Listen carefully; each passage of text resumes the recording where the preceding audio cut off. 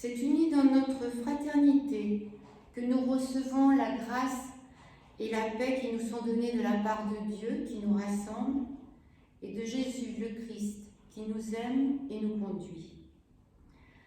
Encore une fois, c'est par la proximité de la pensée et de notre foi que nous sommes réunis ce dimanche. Les contraintes de cette étrange période nous font sentir notre fragilité, mais aussi notre force. Nous pouvons, par les moyens qui nous sont donnés, rester unis dans la prière et par-delà les difficultés. Remercions le Seigneur de ressentir avec force notre union. Et nous chantons le cantique 208, c'est toi Seigneur qui nous unis.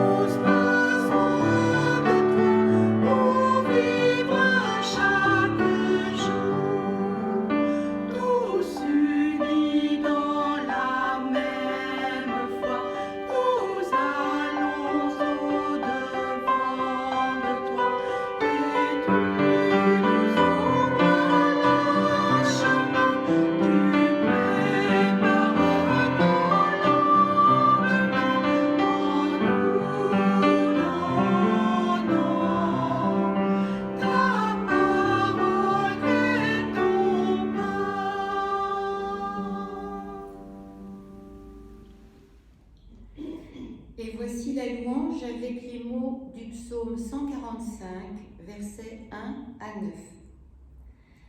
Je t'exalterai, mon Dieu, toi qui es le roi, pour toujours, à jamais je bénirai ton nom. Le Seigneur est grand et digne de toute louange, sa grandeur est insondable.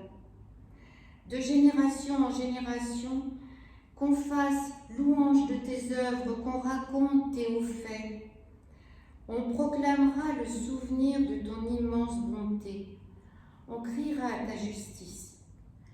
Le Seigneur est clément et compatissant, patient et grand par sa fidélité. Le Seigneur est bon envers tous. Sa compassion s'étend sur toutes ses œuvres.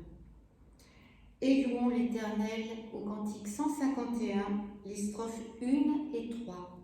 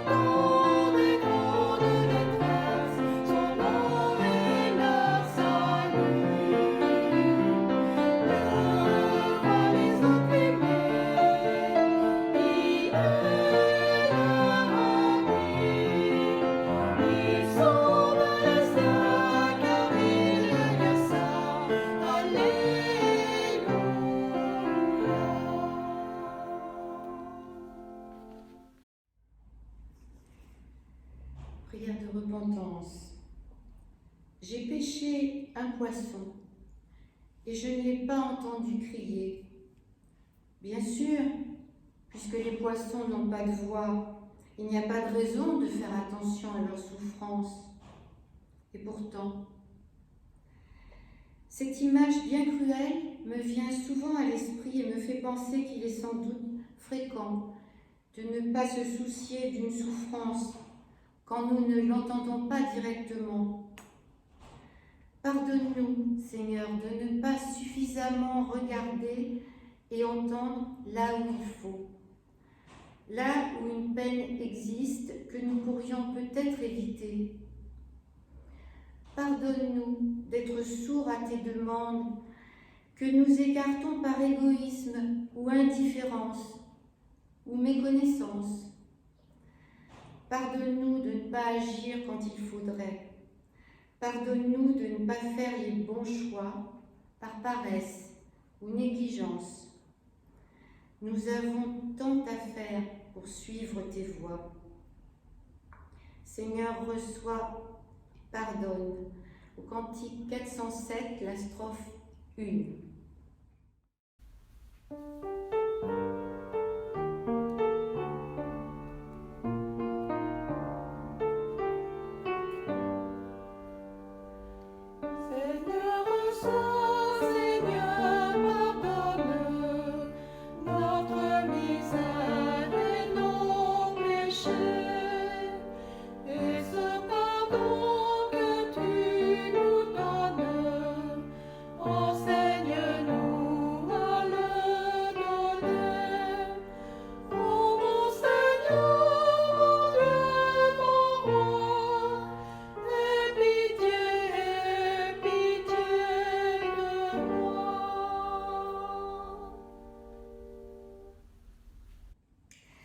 Nous lisons le pardon du Seigneur évoqué dans le psaume que nous venons de lire au verset 6. Le Seigneur est clément et compatissant, et sa compassion s'étend sur toutes ses œuvres. Le Seigneur est proche de tous ceux qui l'invoquent. Il entend leurs appels au secours et les sauve. Et nous lisons aussi ce pardon dans la lettre aux Hébreux au chapitre 10, verset 12. Je leur ferai grâce de leurs injustices, et je ne me souviendrai plus jamais de leurs péchés. Que Dieu nous mette au cœur l'assurance de son pardon et qu'il nous donne de marcher vers son royaume. Amen.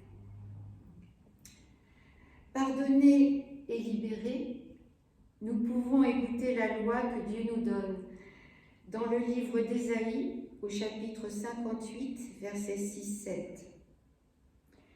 Brise les chaînes injustes, délivre ceux qu'on opprime, mets fin à tout esclavage, partage ton pain avec celui qui a faim, préoccupe-toi du malheureux sans abri et ne te détourne pas de ton prochain. Et ainsi, avec cette volonté de Dieu, nous pouvons chanter le cantique 417. Tu peux naître de nouveau.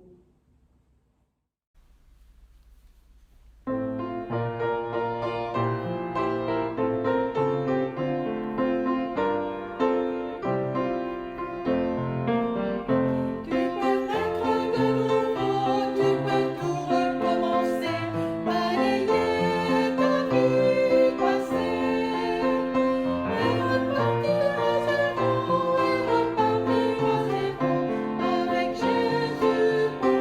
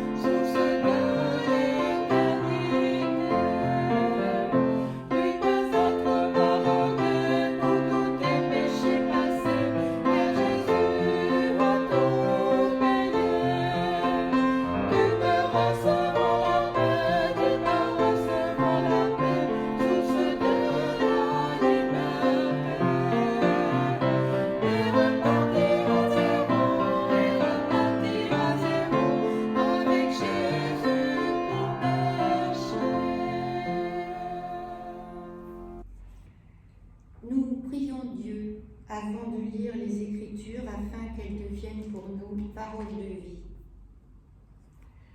Père, toi qui par ton esprit rassembles tous les croyants du monde, où qu'ils soient, inspire ceux et celles qui écoutent et ceux et celles qui parlent, afin que l'Évangile soit et demeure au cœur de notre foi. Que ta parole nous mette au cœur une ferme espérance. Amen.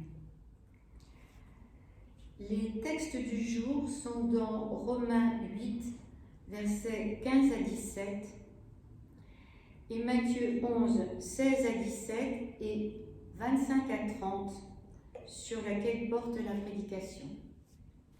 Romains, chapitre 8, versets 15 à 17. En effet, vous n'avez pas reçu un esprit d'esclavage qui ramène à la crainte, mais vous avez reçu un esprit de filiation, par lequel nous crions « Abba, Père !» Matthieu, chapitre 11, versets 16 à 17. À quoi comparerai-je cette génération ? Voici à quoi elle est semblable. Des enfants assis sur les places publiques, qui appellent les autres en disant « Nous avons joué de la flûte, et vous n'avez pas dansé. Nous avons joué des complaintes, et vous ne vous êtes pas lamentés. » Chapitre 11, versets 25 à 30. En ce temps-là, Jésus dit « Je te célèbre, Père, Seigneur du ciel et de la terre, parce que tu as caché ces choses aux sages et aux gens intelligents, et que tu les as révélées aux tout-petits. Oui, Père, parce que cela était ton bon plaisir. Tout m'a été remis par mon Père, et personne ne connaît le Fils, sinon le Père. Personne non plus ne connaît le Père, sinon le Fils, et celui à qui le Fils décide de le révéler. Venez à moi, vous tous qui peinez sous la charge. Moi, je vous donnerai le repos. Prenez sur vous mon joug et laissez-vous instruire par moi, car je suis doux et humble de cœur, et vous trouverez le repos, car mon joug est bon et ma charge légère. L'évangile de Matthieu se situe dans la seconde partie du 1er siècle, après la destruction du temple. Alors tout ce qui est relaté dans l'évangile de Matthieu prend place dans une période troublée, une période de recomposition des influences. Les Sadducéens sont en recul et les pharisiens se sentent les seuls capables de reprendre en main les traditions afin de redonner aux croyants des règles pour une stricte observance de la loi. La tradition orale relatant l'enseignement de Jésus est donnée dans le texte de Matthieu comme une opposition à l'attitude des pharisiens qui se sont positionnés nettement contre l'entrée des disciples de Jésus à la synagogue. Donc, ce mouvement pharisien, visant à fixer un judaïsme conforme à la tradition, vient contrer une religion nouvelle, celle que nous dit Jésus. Pourtant, pour Matthieu, Jésus est l'accomplissement de l'Écriture, et rien dans son enseignement ne trahit le judaïsme. Et à la fois, cet évangile est offensif. On le lit au chapitre 11 où Jésus secoue son auditoire en leur demandant ce qu'ils ont compris, ou plutôt ce qu'ils n'ont pas compris, aux événements qu'ils ont vécus. Et il prend l'exemple de Jean-Baptiste, et à travers cet exemple, il évoque l'aveuglement, la surdité de ceux qui l'ont entendu. Il les compare à des enfants, disant « Nous avons joué de la flûte et vous n'avez pas dansé. Nous avons joué des complaintes et vous ne vous êtes pas lamentés », montrant ainsi que les enfants pourraient être les seuls à comprendre, à saisir l'essence du message nouveau. La comparaison avec les enfants est constante dans l'évangile de Matthieu. Elle accompagne l'idée des petits, des opprimés, des sans-nom. Elle marque ainsi l'intérêt de Jésus pour ceux qui sont rejetés, ceux qui ne trouvent pas leur place dans la religion officielle. Comme les anciens n'entendent pas nouveauté d'un enseignement prenant pourtant sa racine dans la loi, deux groupes se font jour. D'une part, les scribes, les pharisiens, les bons croyants, et les autres, les pauvres en esprit, dont Jésus dira dans les Béatitudes que ce sont eux qui verront Dieu. Le texte du jour nous invite à plusieurs axes de réflexion. D'abord, constatons que Jésus se pose devant ses disciples en priant. Il s'adresse à Dieu dans une prière de louange. « Je te célèbre, Père ». Ce qui va suivre est pour lui une bénédiction, ce qui pourrait être jugé comme un préjudice à la compréhension de son enseignement. Tu as caché aux sages et aux intelligents, tu as révélé aux petits, est au contraire une bénédiction. Ce qui est nouveau est plutôt provocateur. Jusqu'alors, le rapport à Dieu pouvait être ressenti comme réservé à une élite, une classe dirigeante, aux gens intelligents. C'est-à-dire que certains pouvaient comprendre la volonté de Dieu et d'autres ne le pouvaient pas. Il fallait des traducteurs, des initiés, des élites. Et à côté de cela, il y avait les indignes, les incapables. Et Jésus remercie Dieu de se faire connaître justement à ces obscurs, à ces sans grades que sont les tout-petits, les simples, les rejetés, les malades, les impurs, tous ont une place privilégiée dans l'enseignement de Jésus. Et ce sont eux qui ont capacité à saisir la substantifique moelle du message du Christ. Ensuite, Jésus parle à Dieu comme le ferait un enfant devant un père. Il se place dans cette adresse dans une relation avant tout. Parler à Dieu est un acte simple. On parle et Dieu écoute. Nul besoin d'être savant, officiel d'un culte quelconque, non. Il suffit de se tourner vers un père et la relation est immédiate. Justement, le verset 27 parle de la relation telle qu'aucun psychologue ne pourrait le contredire. Une relation n'existe et ne vit que dans un face-à-face. Deux personnes sont ici présentes et se définissent l'une par l'autre, le Père et le Fils. Mais toute autre configuration relationnelle aussi. Nul n'existe seul. Il n'y a pas de sens à cela. Et Jésus nous dit tout simplement cela, en ajoutant que c'est de cette relation particulière qu'il vit avec Dieu et que naît un enseignement à partager avec tous. Puis Jésus touche au cœur des humbles.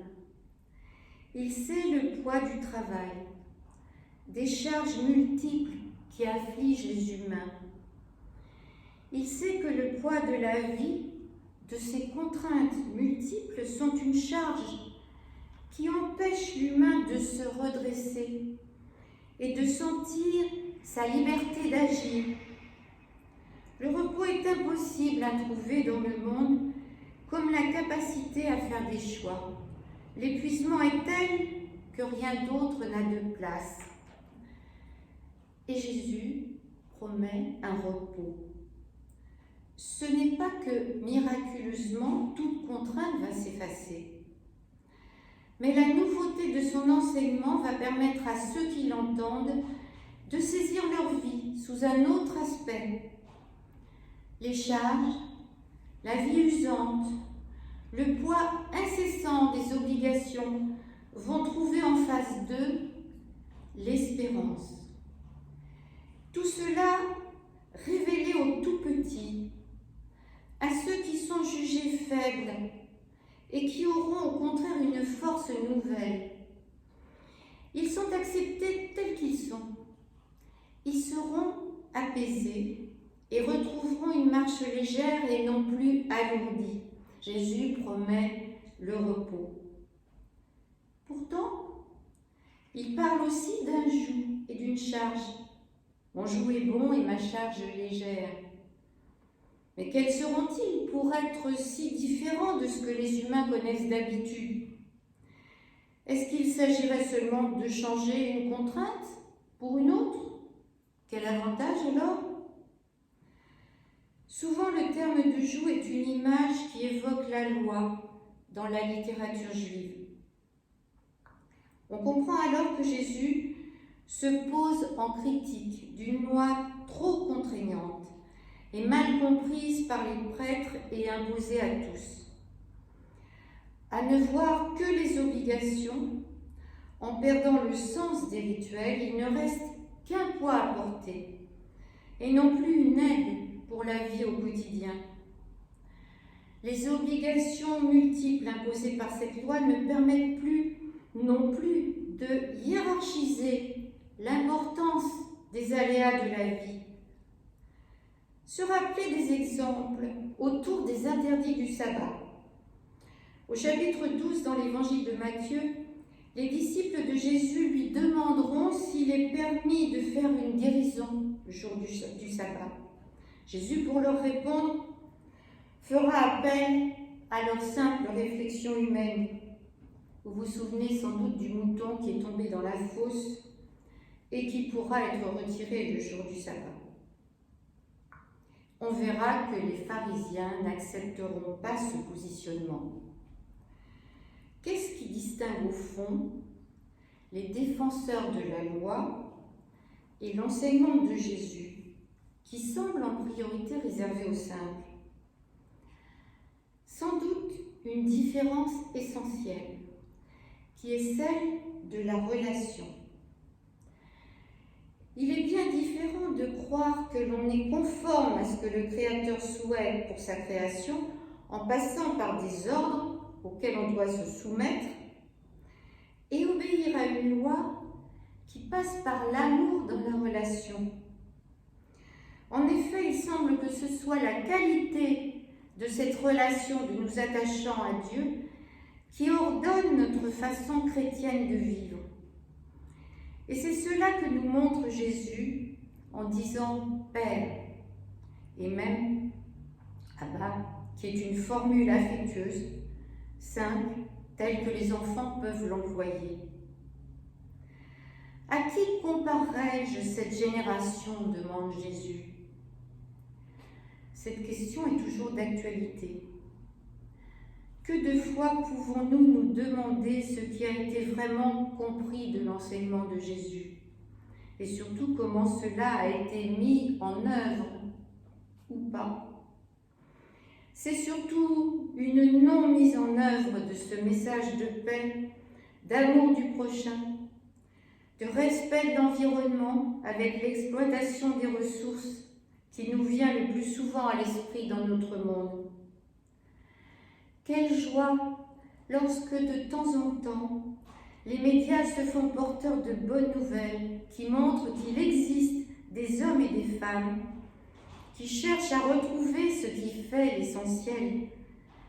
Une consommation adaptée qui permette une meilleure répartition des richesses, un accueil de l'étranger qui trouve asile dans notre pays.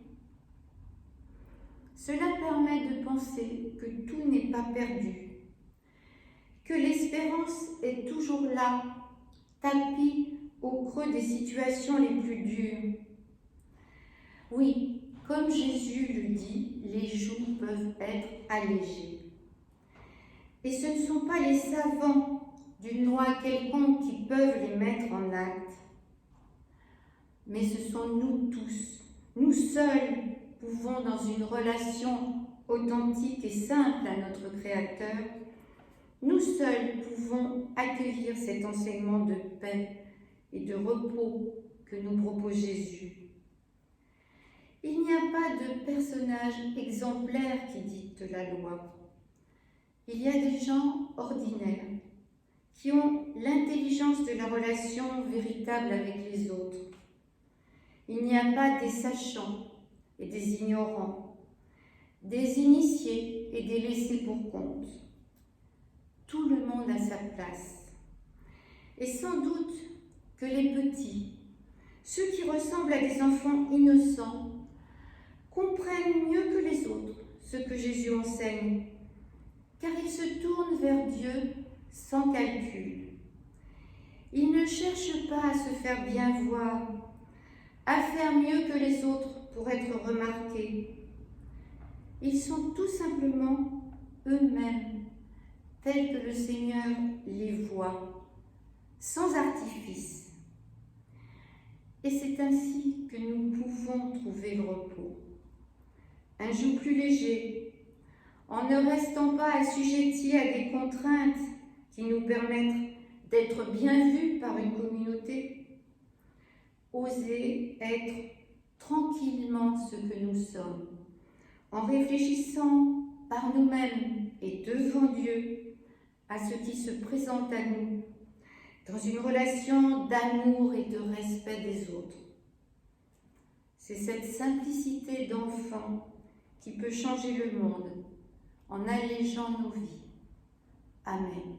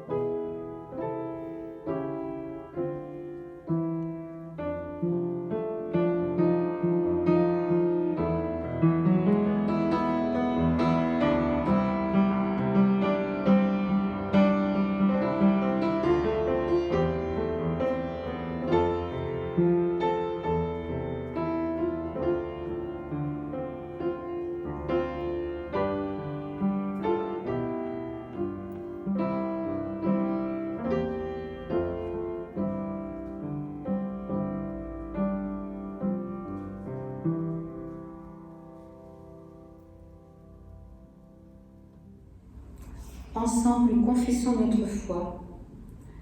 Je crois en Dieu, Créateur et force de vie. Je crois en lui même si je ne sais pas le définir.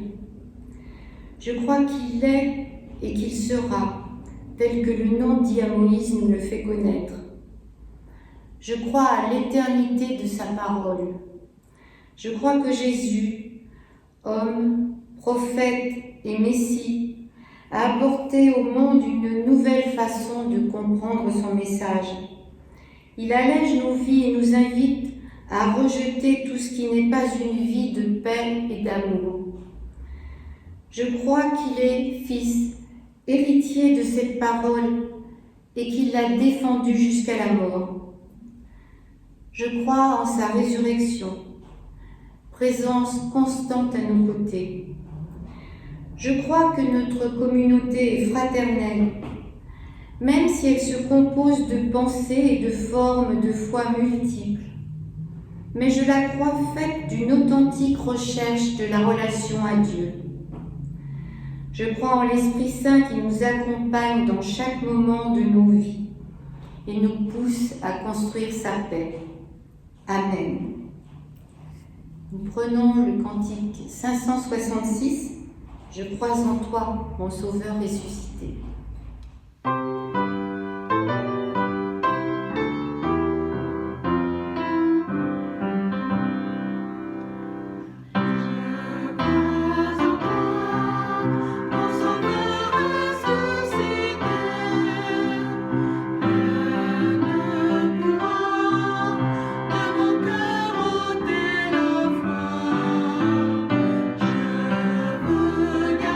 la fierté du baptême.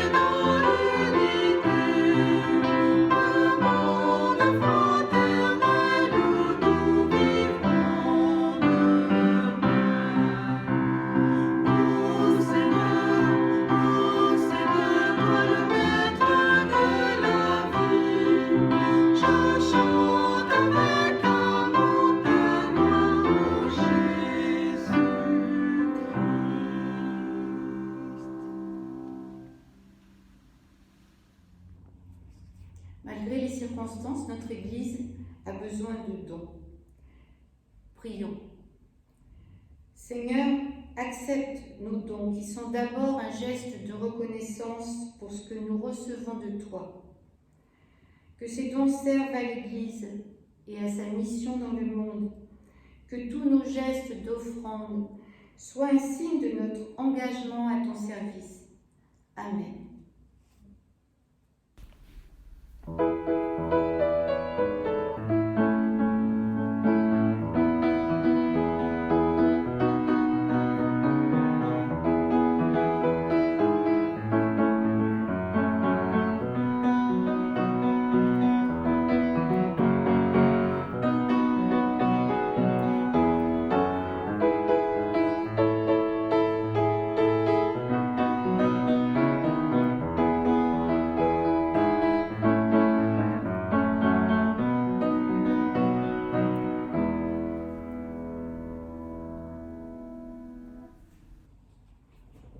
Nous prions les uns pour les autres. Par cette prière, nous sommes devant toi, Seigneur, unis les uns aux autres. Où que nous soyons, chez nous, dans notre temple, la force de ta présence soude notre fraternité. Pour cela, nous pensons les uns aux autres, nous pensons aux solitudes qui demeurent à cause de la maladie ou de la mort. Nous pensons à ceux qui souffrent des circonstances étranges qu'un minuscule virus nous fait vivre. Nous mettons devant toi, Seigneur, les endeuillés, les malades, ceux qui rencontrent des difficultés dans leur travail, à ceux qui sont réduits au chômage. Rends-nous attentifs aux autres et fais-nous trouver les moyens de les aider. Nous te prions pour les soignants, les chercheurs. Rends nos politiques réellement attentifs à leurs besoins, afin de leur permettre des découvertes utiles à la vie. Nous te confions ceux que nous aimons. Et ensemble, nous te disons, notre Père. Notre Père, qui es aux cieux, que ton nom soit sanctifié, que ton règne vienne, que ta volonté soit faite sur la terre comme au ciel. Donne-nous aujourd'hui notre pain de ce jour. Pardonne-nous nos offenses, comme nous pardonnons aussi à ceux qui nous ont offensés. Et ne nous laisse pas entrer en tentation, mais délivre-nous du mal. Car c'est à toi qu'appartiennent le règne, la puissance et la gloire pour les siècles des siècles. Amen. Dans tous les chemins de nos vies, soyons certains de la présence du Seigneur à nos côtés. C'est lui qui est notre guide. C'est lui qui nous fait marcher sur les bons chemins, ceux que Dieu veut pour ses enfants. Recevez la bénédiction de la part du Seigneur. Il met en nos cœurs l'espérance, la patience et tout son amour que nous avons la mission de porter au monde. Amen. Et bon dimanche à tous. Et nous chantons ensemble le cantique 545, Toi lève-toi.